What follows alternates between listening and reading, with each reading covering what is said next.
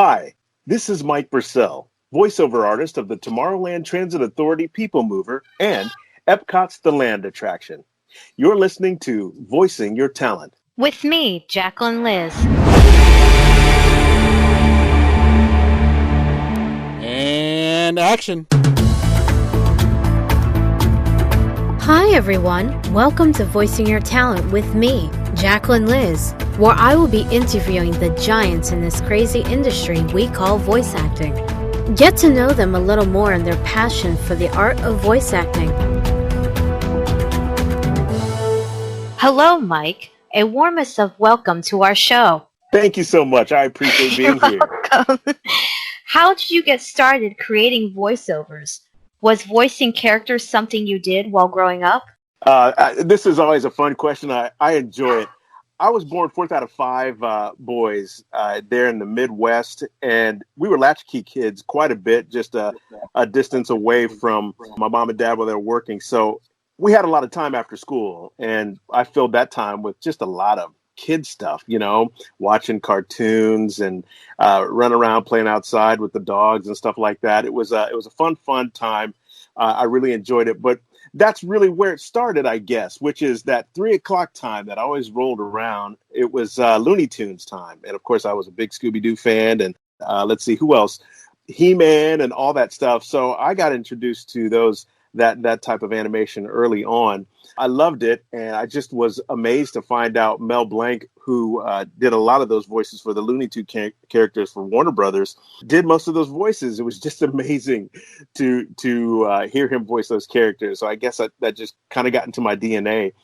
I would have loved to have done something like that when I was younger. Had no idea how to go out about doing that. But that's, I think, really where the love of doing voiceover started, along with my dad and his influence. He was always talking about public speaking, and he wanted to be sure all five of us boys was comfortable doing that, because not many people are. And I think it's a great thing to be able to have under your belt.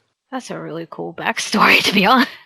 How did you receive the narrative role of living with the land attraction at Epcot? Okay. This was a surprise to me, honestly. But if I could maybe give a life lesson here at the beginning of this interview, it really comes down to relationships. It really does. And I know everyone knows that, but that's really what happened here with me also. So I started, you had asked me about this, and I don't even think I answered your question, but I got started in voiceovers, actually doing voiceovers in the year 2000. I saw an ad in a newspaper, and I decided to call and take a class, and that ended up becoming classes. And I actually landed a nice gig from that and got an agent from one job. Someone didn't show up, or I'm sorry, that's not correct. They did show up, and the producer did not like them. They did not want their voice. So I got asked to fill in, and I was the substitute for that. And it turned out to be a major tire chain up and down the East Coast. It was awesome. So I was very happy with the job. The producer enjoyed what I did, and of course the agency and I joined forces. And that's when I got the audition for the monorail and the bus circuit there at WDW, Walt Disney World. I did the audition, and I didn't land it, but because they liked it and the sound of my voice and all that good stuff, they ended up passing that information on to other people there at Imagineering. And they ended up ultimately calling me and asking me to come audition for the Living with the Land attraction, since they were doing so many different upgrades and updates. That's really cool. That happens to be my mom's favorite attraction. Wow. Yeah. I think it's awesome. I love it myself. Can you briefly describe what the attraction Living with the Land at Epcot was like? Yes, absolutely. It's nothing really glamorous. I don't think it has to be. And just as voice talent, you're always used to just going into a nondescript building and getting into a booth, being handed a script. And that's exactly what happened to me, that you just go into where they were asking you to come, park your car, get out, shake hands and talk about what might be happening. They're going to tell you a little bit about what they want the voice to be. They shove you in a booth, close the door, and get you all mic'd up and ready to go. And then you start. and either they like what you do and let you continue on, or they'll just give you guidance all the way through. Okay, we want you to punch this word or this sentence, and we want you to do this. Because really what I was doing was replacing the humans that were providing the spiel there before. They had decided to go with an automated route. And so I had to try to make it as interesting as possible, of course, as people would go through there continuously. So I hope I did a good job. I always enjoyed it. And that was pretty much the process. That's really cool. That's actually really cool. You are perhaps best known for narrating the Tomorrowland Transit Authority PeopleMover in Magic Kingdom. What was that experience like? Was the recording process different than other recordings for Living with the Land? Okay, this one was a trip to me. Honestly, I got to tell you, I'm trying to remember how I got this exactly. Well, because I was doing Living with the Land, and that had been met with some positivity. I think they said, let's go ahead and see if, because we're doing these updates, let's try to get someone else in here to do the TTA. And they asked me to come in and audition for this as well. So I did, and they liked what I was doing. And when I figured out that the audition was the recording, I was like, what in the world? I wasn't actually auditioning. There's two sides of you. And hopefully as a voice actor, you'll learn how to tap into that, ready to go side when the light, it goes red and you start recording. Sometimes people change in their psyche, and they psych themselves out, and they sound different than they would if they were in a more relaxed, non-recording setting. I'm sure you understand that, being voice talent yourself. Mm-hmm. Well, when they tell you, we're just playing around, we'll just rehearse, and that's what it was. It felt like it was just a rehearsal, but that was the actual recording. So that was amazing. Again, same thing, just a nondescript building. You walk in, they hand you a script. Hey, we're going to try this today, and you get in, and you're pretty relaxed. And I really like that about the psychology of working with human beings, trying to get the best from them. You got to make sure that they're relaxed and comfortable and all that good stuff. And that's what happened. And they got what they needed. And I came back to do a couple of pickups, and that was it. It was exciting. That's really cool. I just think it's so cool, especially attractions. Are you kidding me? I felt the same way. I was like, this is Disney. Are you kidding me? I can't believe what I'm seeing. I just couldn't believe it. I said, what a legacy. I was just so proud to be chosen. Honestly, I just truly appreciate this opportunity and a blessing, honestly. And I have 5 kids myself, and I'm just so proud that they're able to have this and enjoy this as well. Honestly, I do appreciate that. My wife is excited. We're all excited. We couldn't believe it. This is the Magic Kingdom. Are you kidding me? Wow. And the happiest place on earth, too. Yes. Prior to voicing for these attractions, how do you prepare yourself to give such an amazing performance? Okay, well, it's up to the producer to decide that amazing thing, It's really you working on your craft. I think that's the best way to put it. Really, that's what they teach you in the classes, at least the ones that I took, of course. You have to start by learning how to woodshed, is what one coach put it. And I would suggest anyone who's interested in this getting a coach and getting some time behind the mic to understand how to work the mic, to understand how to read ahead, to understand how to woodshed, or really cold read is what it is. And they want you to pick up a book or some sort of source material or even a newspaper and start read out loud. And what that will do is help you understand how to read ahead, how to anticipate commas, or how to anticipate semicolons in a sentence, and understanding how to have comprehension with it and speak it in such a way where the first time you're saying it is as if you were thinking it out loud and not actually reading. That can be very, very tough. But that's part of the practice that you're supposed to be doing to give a performance, because that's exactly what they hired you for. So it's more than just a voice. I know a lot of people say any voice can work, and it's the absolute truth, but that you have to learn how to work that voice, though, to get what they're wanting. It's all about the client and what their needs are at the end of the day. Exactly. I agree 100%. Being the amazingly talented voice actor that you are, I heard over the grapevine that you are also a talented musical composer. You wrote the music for Mountain Bop at Space Mountain for the Florida park. How did you get involved with music? Okay. I'll start with your last question, which is how I got involved with music. Again, I'll harken back to my time in the in the Midwest. I told you I had a ton of time on my Mhm. hands, and I used to play piano at my grandmother's house because we got taken there during the summers, and that would be one of the things that you'd come in from the heat of the summer outside. You just sit in the den is where the piano was located, and you just start tooling around and until your grandma yells at you to get off the piano unless you're going to make some actual music. So you had to suffer through those things. But at that same time, it was, I believe, around 1980, I'd imagine. Of course, Star Wars had come out. And that music, like for many people, had me enamored, just captivated at how amazing it was for orchestral music for movies like that. So I grew up just eating that up, all Star Wars. And I found out who the composer was. It was John Williams, and he became my instant favorite composer. And then Empire comes out and all of the other ones.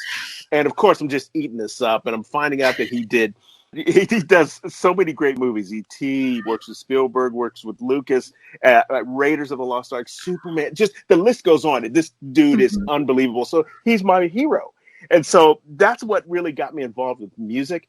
To that point, I had taken that on from the days of my grandmother's piano and really just kind of at that particular point decided that that's what I was going to do for a living. So moving from the Midwest out to California, that's what my path was. And that's how I got involved with music. I started to do producing, songwriting, singing, arranging, and then, of course, composing, which I love so very much just because of John Williams and what he did with Star Wars and how he affected me so very deeply as a young, impressionable kid.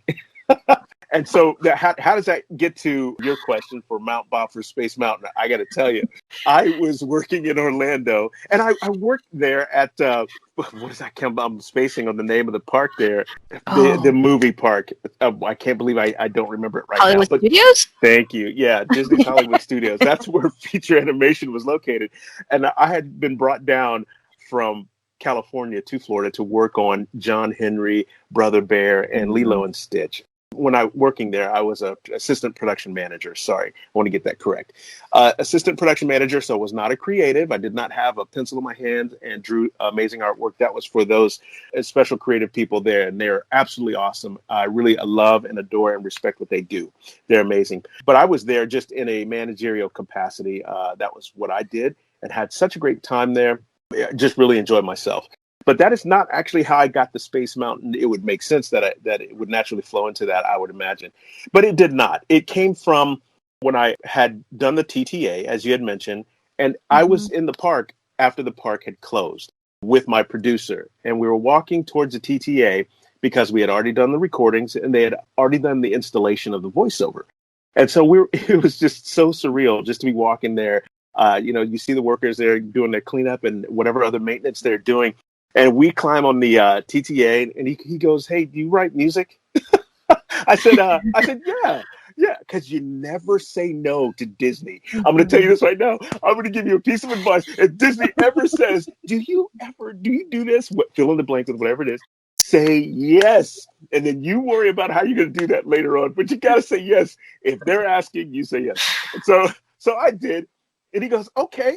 My producer did. We were riding through the TTA, checking all the points where the voice is supposed to hit, and it does, and everyone's happy. We get off the attraction, and he goes, okay, I may have something for you. Sorry, this is a long story, but I love it so much. Fine. So I go home that night and, working for the next couple weeks or so, and I actually forget about what he had talked about, my producer. So all of a sudden, I get in the mail a 8.5 by 11 manila envelope, and it says Walt Disney Imagineering on it. I'm like, what in the world? So I open it up. I'm in my studio in the house, and the door's closed, and my kids and my wife are out in the living room watching a movie or something. I'm reading down this letter, and it says, this is a contract for composing the music for Space Mountain. and I lose it. I just flip out, jumping up and down, yelling and hollering like a crazy guy. I'm serious, to the point where my wife is opening the door. What's going on, Mike? What's happening? I'm like, you gotta look at this. I could hardly breathe and speak, and she goes, "Wow!" I couldn't believe it. It was like Christmas, twice, 1,000 times.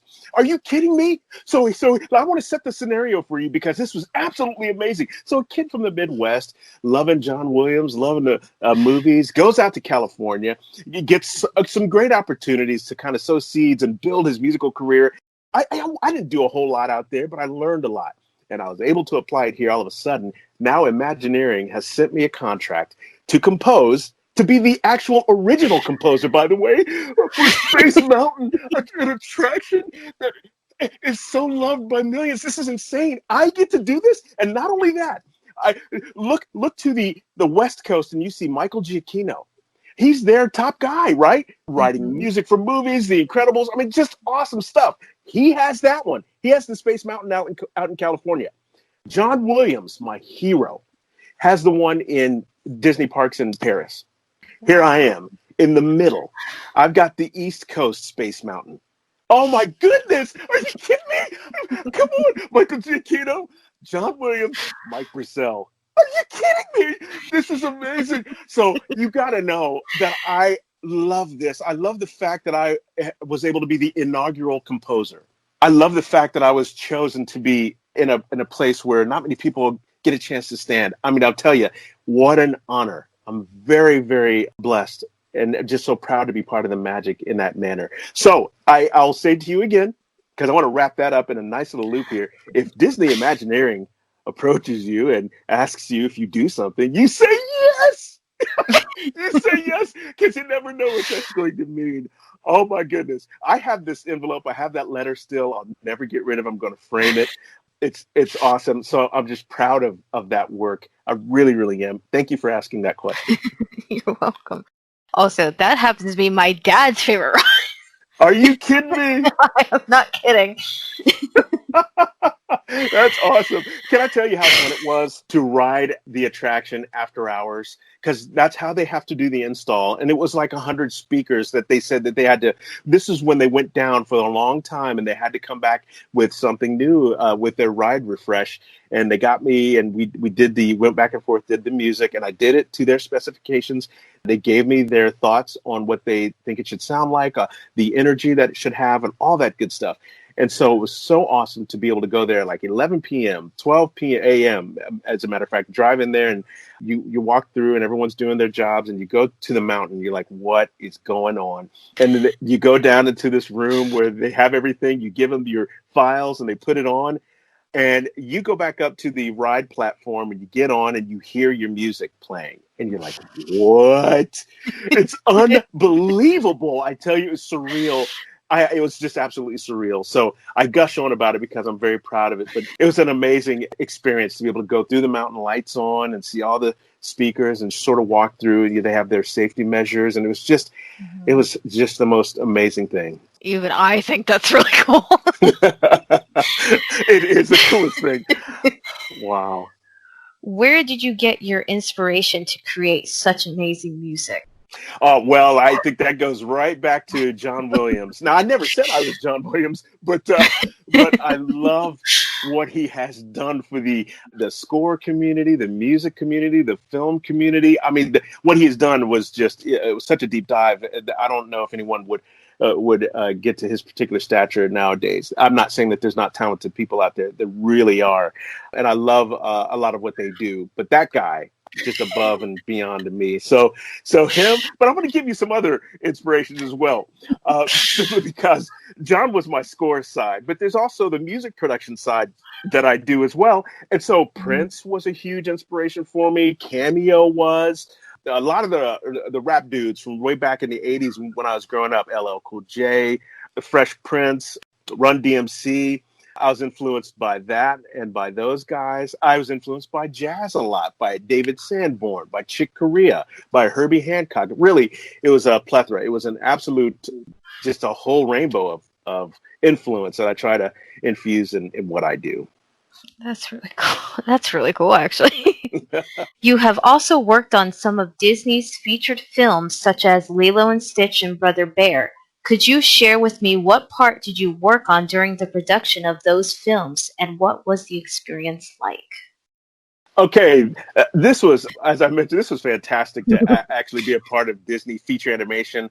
I never thought it would be so. Again, I'll mention my roots. Just, a kid going to the movies in the Midwest. You don't expect to actually be working on these classics. But I did. I found myself there through, as I mentioned before, relationships. And so I started off as a PA, and I started to work on Fantasia 2000. That was my first feature that I worked on, and that was Roy Disney's baby. And Roy, it was fantastic to meet him.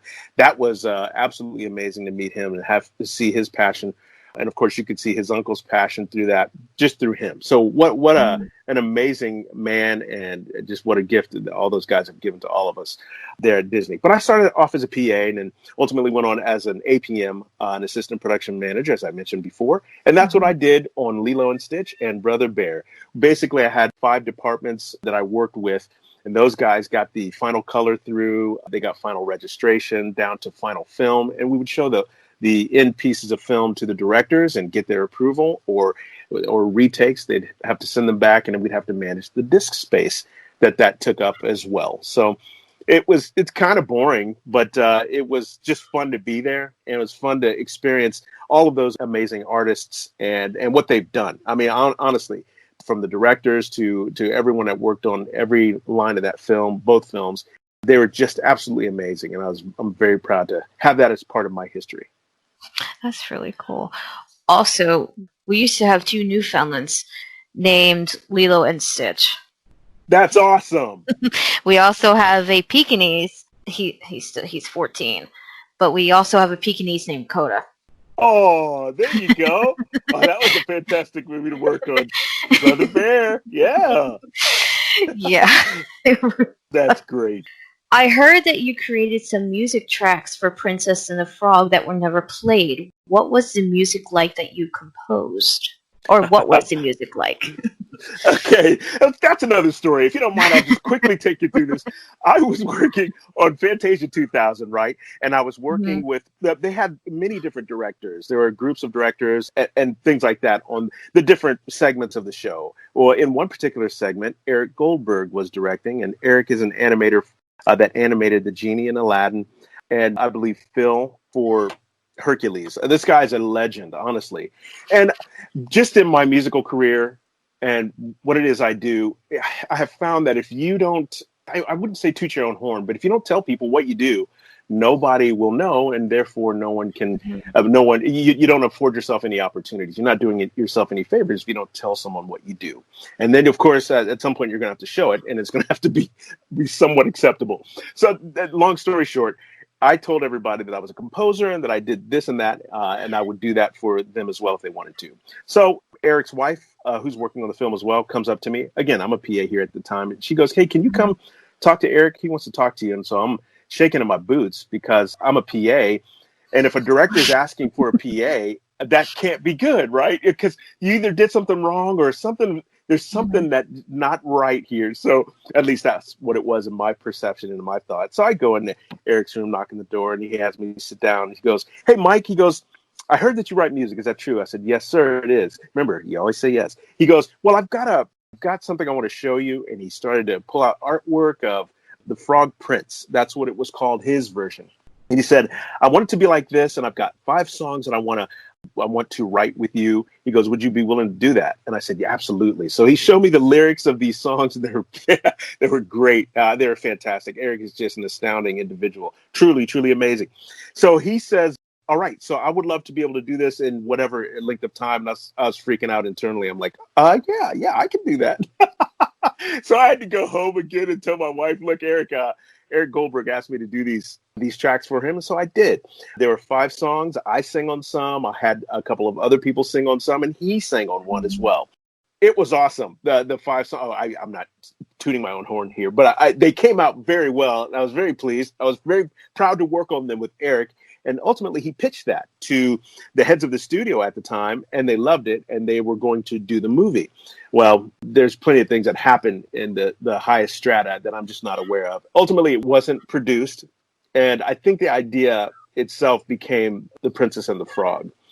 So those 5 songs never did get used, but they were very much like what you would hear in Beauty and the Beast, for example, like all the crowd when they welcome Belle in the beginning, and and it was just amazing. Eric is he understood Disney so well that he wrote these lyrics to fit, and they were all tongue in cheek. It was all parody type, and it was it was very, very cool. So that's what happened with those songs. Disney does own them, I'm proud to say, but I don't know if they'll ever hear the light or we'll ever see the light of day. That's really cool also.